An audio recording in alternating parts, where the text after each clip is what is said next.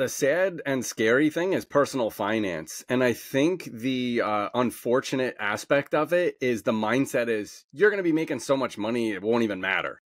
And I think about that and it just scares / fascinates me. And when I was working in investment banking, I was just fascinated how these people were like gluttons for punishment, willing to work 7 days a week, 100 hours a week.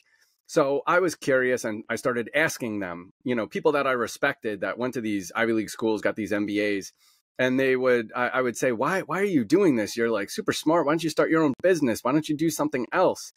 And the response was always the same. I like nice things, like living on the Upper West Side, like going to the Hamptons. So basically, they're effectively spending everything that they're making. So they need, quote unquote, the job. They're living like at or beyond their means. So this isn't limited to the person that's like making minimum wage. This is like the best and brightest of Wall Street, and they just don't understand it and they don't get it. And it's not really taught in school. And this is not, like some secret. It's a fact. Like, we do not teach personal finance. I work at a business school. We do not teach personal finance. It's not part of the curriculum at all whatsoever. There's not a class that you could take. And we've actually discussed it for years. Like, you know what? We should have a course on basic personal finance, like blocking and tackling, balancing a checkbook, stuff like that. And I know there are some high schools that have that, but that's probably the biggest misnomer, is that people that come into finance understand how to invest and how to invest for their future, and the vast majority do not. Most of them have the mindset like, I don't even need to contribute to a 401k because I'm going to make so much money it won't even matter.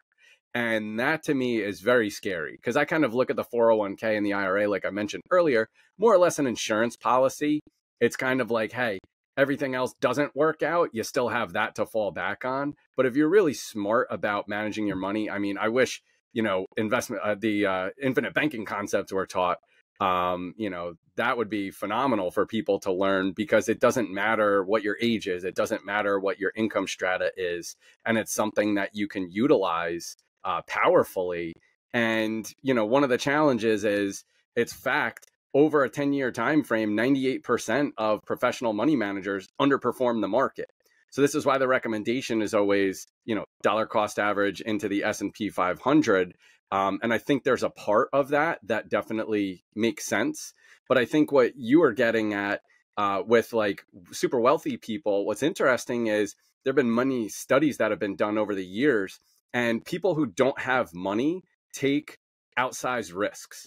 So they take risks that they can't afford to take. So they have a massive willingness to take risks, but very little ability. And it inverts once you get wealth. So those individuals have a massive ability to take risk, but very little willingness. And what's interesting is statistics also show family offices, people that are like centimillionaires and above, the average return that they make is 7%. And that's not that big of a return. And from real estate and businesses and all the things that we've discussed, 7%, really, that's it. But they're focused on the actual amount, the dollar amount that they're making, not the return. So if 7% equates to $20 million, it's $20 million. It's the volume or the velocity.